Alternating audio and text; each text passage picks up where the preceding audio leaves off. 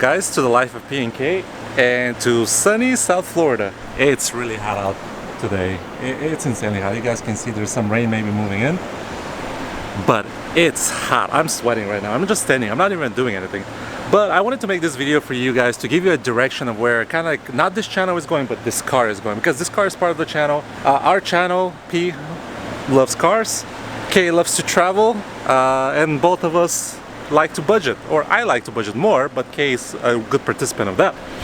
So I wanted to tell you where this car is actually headed and what I want to do with it and what I see for it in the future. So I made a little list. The very first thing I want to do, there's actually two things I want to do first, and from my experience of having cars or working on cars, handling is very important. These factory 19-inch wheels, they're Pirellis, you guys can see there. They're great, no issues in the rain, no issues with taking off. They actually have really good traction, but that's mostly because this is a four-wheel drive car. So no problems there, there's still a lot of thread left in them. So I have these for a while. But the main thing in any car that I've had is I've always wanted more handling. Extra handling is always better. So what I plan on doing for this car, there are three things actually, but the first two things, one is not very affordable, the other one is more affordable. And the first thing is there is a website called Alex Racing, I'll put the link in the description as well. They have many chassis braces. I love having chassis braces under the car. That makes the car so much more rigid, so much more easier to handle corners. And this car already handles pretty well. So adding extra rigidity to this car is going to be so much better. So which kind of braces I'm going to get for this car?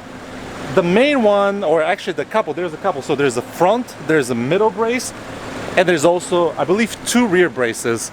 I'm talking to the person that owns the website, and I'm trying to see if all of them would fit. They're not that expensive. They're pricey, but they're not that expensive. So I wouldn't mind like trying a couple.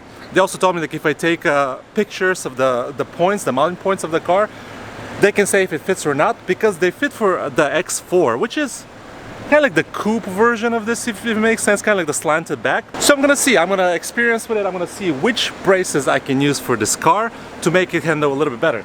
The next thing I want to do, and I don't know, this is gonna be the number two thing, it's either or, depending on the pricing, depending on what I need then, is to lower this car a little bit or get different wheels.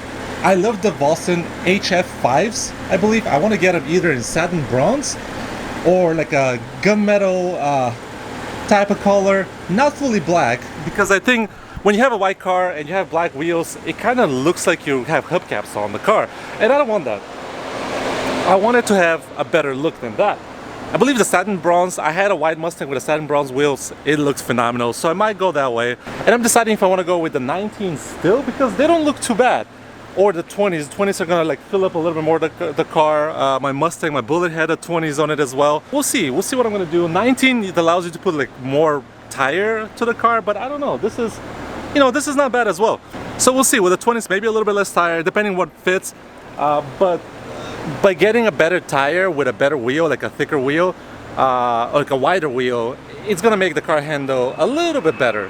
But they're expensive. Getting wheels and tires, it gets very expensive. It adds up. In addition, the second option, tied for second and third, is the KW coilovers. It would drop the front, I believe it's about 1.25 inches to maybe 2 1/4, and the rear from 1 inch to 2 inches. And this drop would drop in the car maybe about this much. And that also would lower the gravity, the center of gravity of the car. It will make it handle a lot better too. So these two are very close. And the KWs, they also come with a DCC, like a plug-in play, so you can still keep the car's functions, like the eco mode, the sport mode, and the normal mode, the comfort mode, but still use it usable. It can be user-friendly. Those two and the braces are going to make the car handle so much better. Especially with lowering the car, it's going to make the handling so much better when you're trying to go in a turn quickly. This car already, again, as I said, it handles really well from the factory, but this extra is going to help a lot with the bracing, with the tires, with the coilovers. It's going to be really good.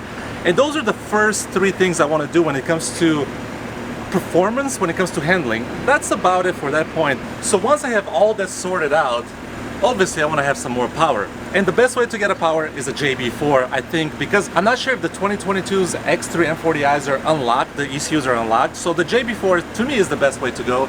It doesn't compromise the engine via tuning or anything like that, so factory they can't really say much. And it also, it works just as good as a tune. I've had it for my GTI, it was pretty compatible to the Cop tune. I would go with the JB4, and after that, again, wanting to keep the car as much as user-friendly for a daily driver, because this is going to be my daily driver to work. And there's some new things coming to the channel as well. We'll talk about it in the next couple of videos. But I don't want to compromise the daily usage of this car. So I'm going to get a VRSF catted downpipe. And the reason why I want to do with a catted downpipe is, again, I'm using a JB4. They can't erase the code from the cat. I want to be able to, you know, go to the service department and have work done to the car if need be. And the catted downpipe, it's been proven it doesn't throw a cell. I can use the JB4 with that in combination and get even more power. And that is why I want to go that route when it comes to the performance. I'm not going to change the exhaust. There's not much addition of horsepower to the exhaust. Even if I get non-catted downpipe, it's not going to be much of a difference. Maybe a couple pounds of torque, maybe a couple horsepower. So it's not gonna change a lot. And guys, I think the rain is moving in quickly. But that's when it comes to power. But also when you increase power, I've experienced that with my GTI, the transmission needs to be taken care of. And what is the best way to do it? Get a tune for the transmission. And who's the best tune I found for this transmission so far? It is the XHP tuners. They do a great job. You have to get the pink Thor dongle for the car, because I believe there are some issues with different dongles that the actual transmission tune or the app doesn't work very well. So you have to get the pink Thor. It opens out the tuning that you need for the transmission. I will make videos once I get to that point. I already have the dongle, I just need to get the tune. And I think after that, it's all set. When it comes to handling, we're gonna have the bracing, the wheels, and the car's gonna be lowered a little bit more. When it comes to speed or power, we're gonna have the JB4 with the catted downpipe and the transmission tune. And I think for a daily, you don't need any more. The car is already pretty quick from the factory. So for a daily, I wouldn't need much more to get there. And would I ever consider going big turbo? I know I've seen a couple people with the previous generation, not the facelift, the previous generation, that went with like a top mount turbo. It looks really nice. Would I consider doing this? Maybe if I get another daily to drive around, so that way I don't have any issues with the car in case something happens. Again, I don't believe this ECU is still fully unlocked to allow that customization. But yeah, at some point I would like to get a bigger turbo. But for now, for the power that this car makes, I think it's more than enough just to do like a tune, downpipe, transmission tune, call it a day. Now, when it comes to looks of this car, I actually love the way it looks right now.